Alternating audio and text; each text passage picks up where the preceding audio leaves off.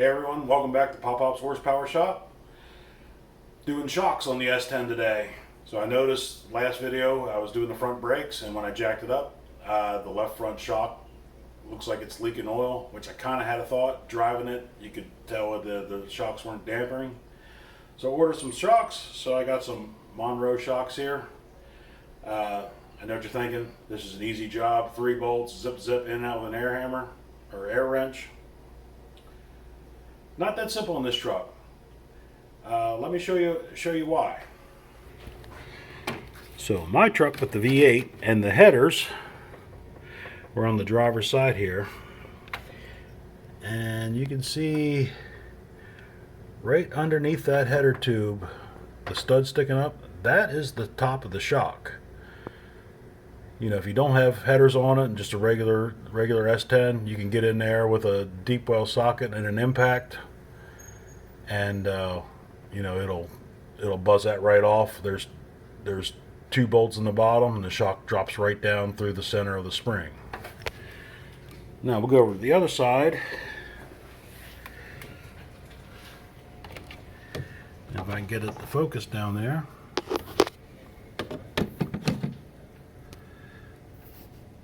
So right there is that shock bolt, and there's nothing directly above it. I should be able to get in there and buzz that one out easily enough. So luckily,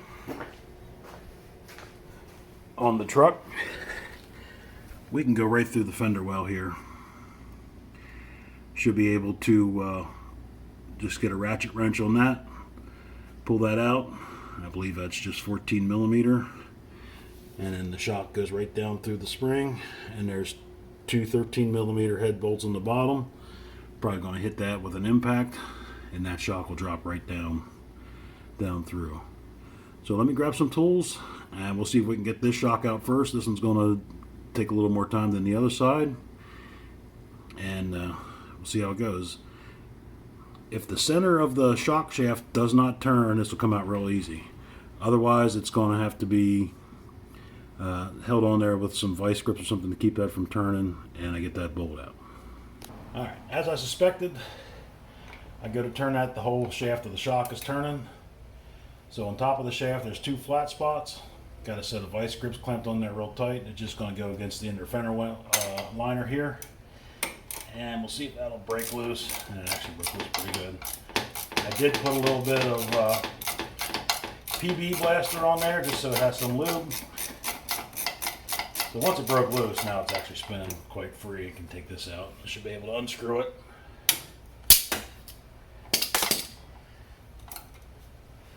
By hand.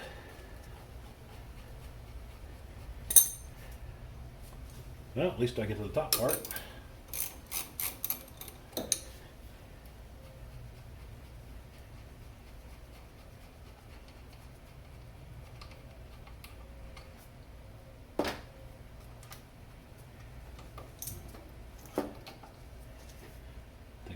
And the bushing out.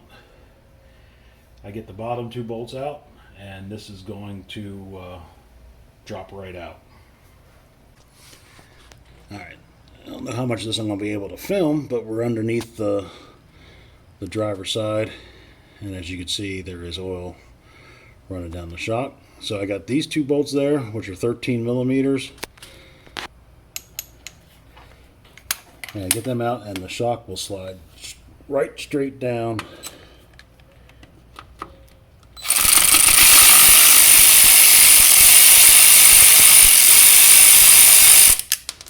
There's one.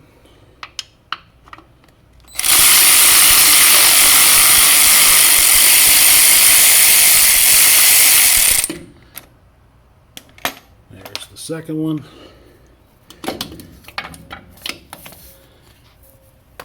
And there's the old shock.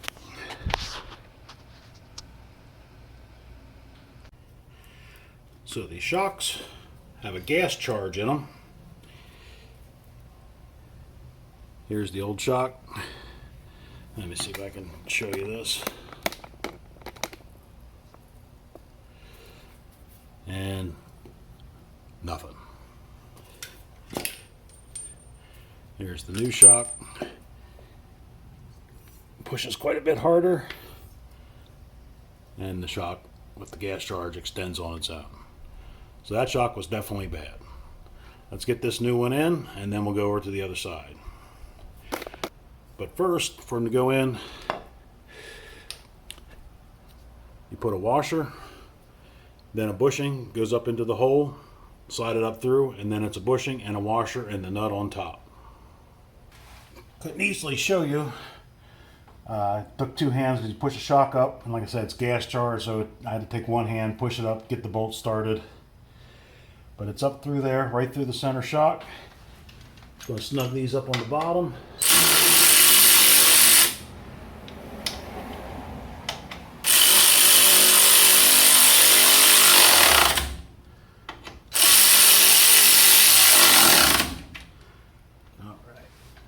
Come back and torque them. I'll look up torque specs. Can't be much, can't be more than about 15-20 foot-pounds. Let me see if I can reposition you here, and we'll get the bolt in the top here.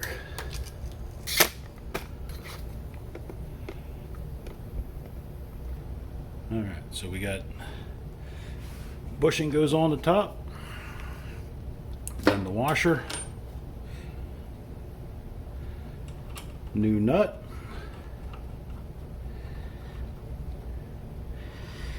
and you want to tighten it down to the bushing compresses out to about the same diameter as the washer. Then you know it's tight enough. So I may have to get on here with some channel locks to hold that down when it gets tighter.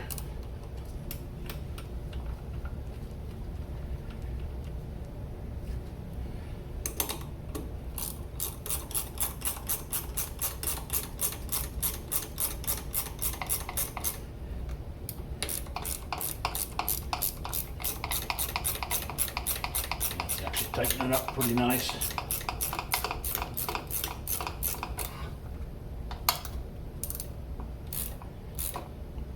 I said you're never. It's never going to completely tighten up because we're compressing rubber.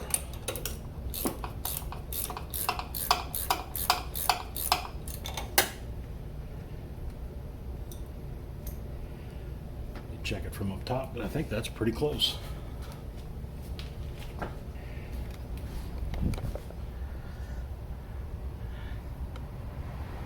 Not sure you can see or not, but the rubber is compressed to just about the width of that the washer. So we're going to go ahead and call that one tight. And then we'll move on to the next side. So hopefully I can buzz that off with just an impact on top, and that should be a nice quick one. Now, I don't think you're going to be able to see anything, but I got 9/16 on a nice long extension. Electric impact.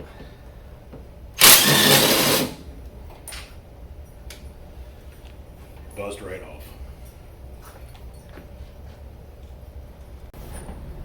Alright, so I got the other side shock. It's going to be the same thing. Going to take the bottom two bolts out, drop the shock out, slide the new one in, and then we're going to go ahead and tighten that one down. Like I said, I can get into there with a ratchet. It's going to be a lot quicker. I'll come back and we'll end the video after I'm all done. Alright, so both shocks are on. The other side went on the same, very uneventful. The toughest part of this job is when you put the new shock in, you have to push it up about an inch or so to get the bolt started in the bottom. Once you have a bolt started, then it's pretty easy. The bottom two shock bolts get torqued to 20 foot-pounds. I didn't think it was going to be a whole lot. 94, 95 S10 is 20. 96 and above is 22. Not sure 2 pounds is going to make any difference. But this is very similar to any vehicle that does not have front struts. So pretty much any make and model are going to be very similar to how this is set up. Four-wheel drive models are going to be a little bit different. But other than that, it's pretty simple. Anyone can do this at home in your driveway. Save you a ton of money versus taking it to a shop. You know, if I wasn't filming this, 30 minutes start to finish. It probably took longer to take the wheels and tires off and have it all jacked up than anything else. So anyway, be sure to like, share, subscribe, leave a comment below. And as always, thanks for watching. Bye, everybody.